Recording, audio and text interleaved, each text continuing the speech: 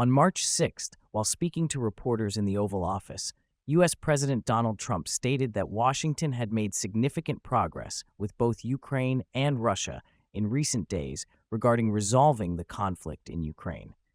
President Trump declared, "We have made a lot of progress with Ukraine and Russia over the past few days toward ending the conflict."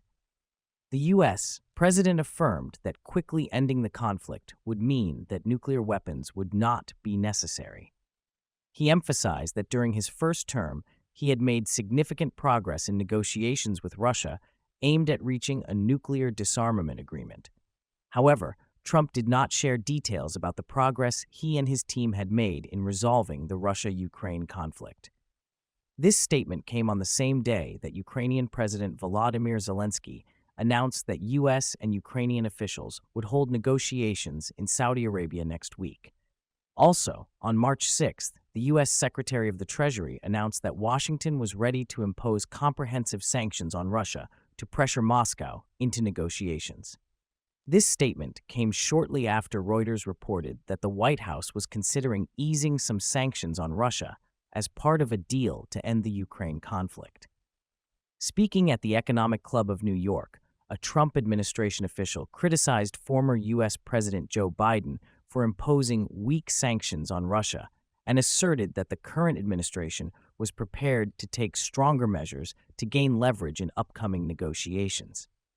The official declared, "Sanctions will be maintained, and President Donald Trump is ready to impose even harsher penalties if necessary."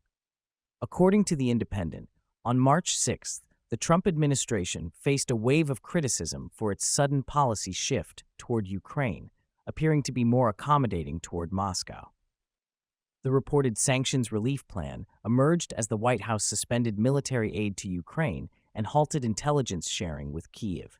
During a speech at the Chatham House think tank in the UK on March 6th, Ukrainian ambassador to the UK, Valery Zaluzhny, declared that the U.S. was destroying the existing world order. He emphasized, "Not only is Russia trying to reshape the world order, but the United States is also dismantling it." Following a heated dispute between President Donald Trump and President Volodymyr Zelensky at the White House in late February, the U.S. stopped military aid to Ukraine and ceased intelligence sharing with Kyiv. This has fueled concerns that the Trump administration is leaning toward Moscow. The Ukrainian ambassador to the UK also stated that the current U.S. administration is undermining Western unity by holding negotiations with Russia while sidelining Europe and Ukraine. Ambassador Zaluzhny remarked, "Now, Washington is shifting security responsibilities to Europe." He also expressed doubts about NATO's future, suggesting that the alliance might cease to exist in the near future. Furthermore, he warned that the White House might be compromising with the Kremlin, potentially paving the way for Russia's next moves against Europe.